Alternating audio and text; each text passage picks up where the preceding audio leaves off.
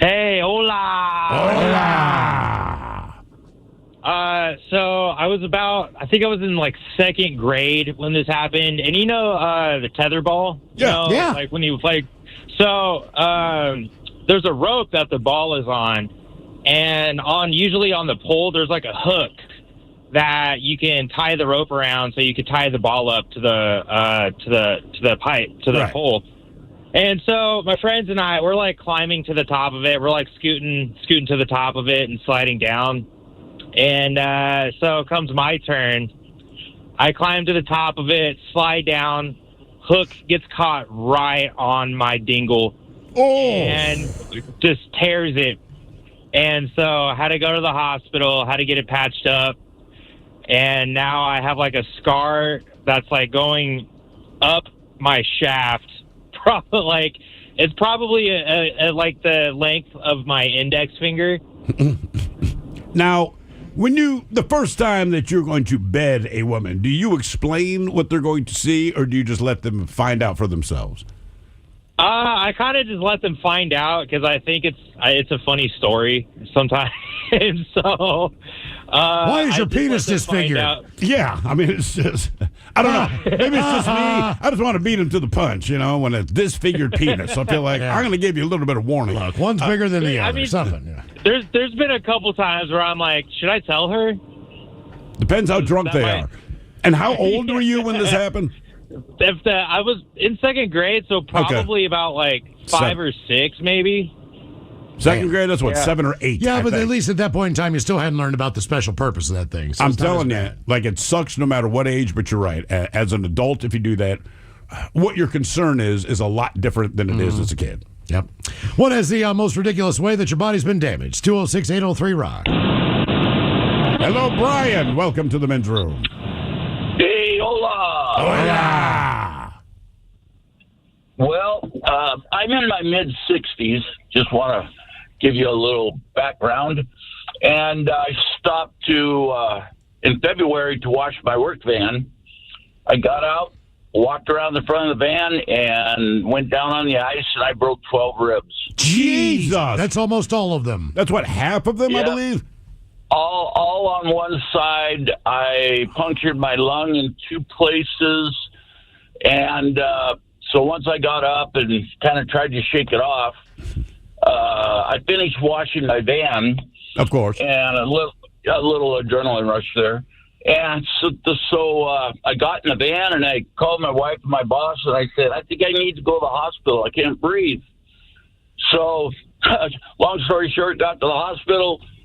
5 IVs and 2 chest tubes, and they took 2.5 units of blood out of my right lung. Damn. I was off work for 3.5 months, and this fall was so great that it even gave me AFib for the rest of my life. Oh, wow, man. So now you're going to take the car through the drive-through wash, right? So why were you washing your car? You said there's ice. Why are you washing your car in the winter? Oh, yeah, my employer makes us do it once a week. Aha. And it's too big to go through the automated one, so it's all on us. So can you get any kind of workman's comp as a result of that or no? Oh, yeah. I was, for 3.5 months, was on L&I. Okay. I mean, that makes sense. It seems crazy if it's that cold out, you still got to stand outside and wash it. That was my thought. Like, maybe the boss give you a pass on this week. I feel like a lot of things happen in the wintertime. Certain things people don't care about. Mike, maybe your wife's the same way, but women are like, hey, I'm going to shave my legs.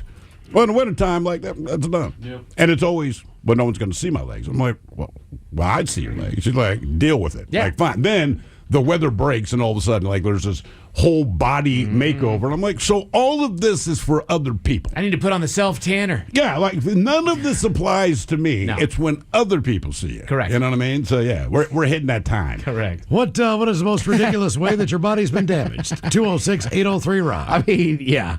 Does your wife do the, I always love this move, right? So, you're going somewhere, maybe fancy or a nice dinner or some event, and I put on a pair of heels or quote-unquote nice shoes. Yeah. But in these shoes, 2 toes are exposed. All right? So instead of all 5 being exposed, just the cut of the shoe, 2 toes are exposed. Those are the 2 that get painted. And it cracks me up every time. I'm like, are you seriously painting just these 2 toes? She's like, look, the shoes I'm wearing, these are the only toes that show. So I'm like, so you have 4 painted toes out of 10. She's like, yeah. No. Okay. Whatever you She need. has not rocked that move. Really? Give it time, brother. I swear to God. You know what? I'll tell you what you do. Gift her a pair of shoes, a nice pair of shoes, with the promise, like for an anniversary. She'll never wear them. And then, baby, but we're going to go to this restaurant. Yeah. And just make sure Perfect opportunity to wear those shoes I a got you. certain number of toes are exposed. I'm curious to see if those are the only ones that she paints. Yeah. That's the power move right The there. other weird one is boots. What do you mean? It's like boots are kind of hot, right? With a yeah, for sundress. sure. And then I remember one chick, I was like, "You're wearing mismatched socks underneath those?" Well, yeah. And I don't know why it threw me off. She was like, "What did you think I was?" I was like, You just figure your socks, I man. don't know, or knee height. Like, I don't know what I thought. I thought they'd at least be matching. No Yeah. ankle Don't socks. need to be. Yeah, good point. Hello, Brandy. Welcome to the men's room. Hello. Hola. Hola. Okay, so this is a doozy. My mom was raising 6 kids in Hollywood in the 1960s, and they were all running around, and I was the youngest, little teeny me. And she always told all of us, "Hey, listen, don't get on the bike without your shoes, and definitely don't put little Crystal on the bike without her shoes." Let me guess. Helmets never came up in this conversation. All the time. Don't do it. And then my sister is so headstrong. She's like, I'll do what I want, right? Well, so I'm jumping up and down. I wanted to ride on somebody's bike. Everybody's having fun, and I'm just this little thing. And my sister goes, "Fine." So she puts me on the back of this Schwinn bicycle with Abe Hager handlebars, banana seat, and suicide bar in the back. Oh, yeah, the good old days, man. Yeah. And there's no pegs for my feet. So my feet are spread out. Oh, no. And when you first start on a bike and you sway back and forth, well, whoop, there goes my big toe flying up in the air. Oh. So she picks me up. She's running into the house. She's screaming. All the other siblings, they're all screaming. They're running in after her. My family sees me, my mom and eldest sister. They start screaming. So they wrap me up and they rush out to the station wagon. They stick me in there, and they're heading out to the hospital. And they tell my brother and my other sister, "You stay here because you got to go find that toe." I'm on toe duty. So did they find the toe? Well, here it goes. So we're rushing to the hospital. One of my other sisters got her head out the window, and she's screaming like an alarm. Woo, get out of the way. So we get to the hospital. The doors open. All these crazy people are flying in the hospital. The doctor looks at us. "Oh, my gosh, we need the toe." So my brother, he's looking on the street with my other sister, and they're looking. Now, all of us, the oldest one, probably was maybe 16. So here, he's 12 years old. He's looking around on the street where my toe was, and this old lady comes out.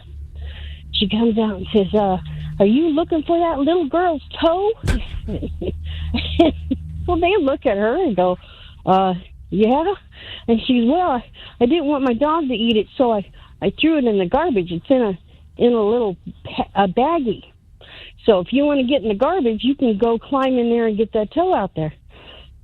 So my brother, this huge giant garbage can, he jumps in. My other sister's standing there with her eyes as big as saucers, and he's digging around in this garbage, and ooh, it smelled awful.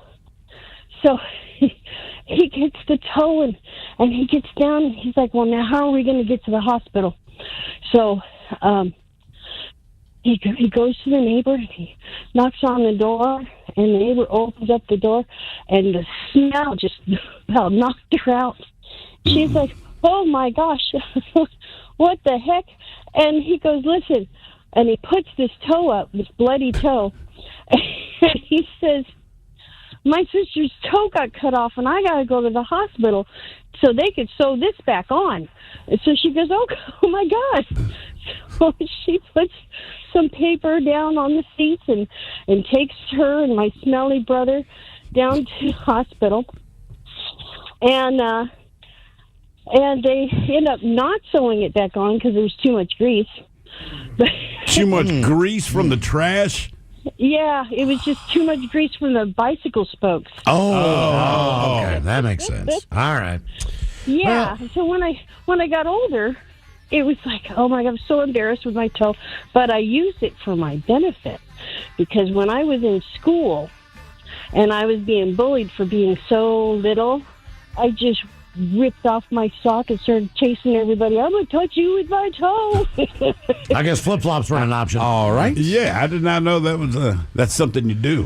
What is the most ridiculous way that your body's been damaged? 206-803-ROCK.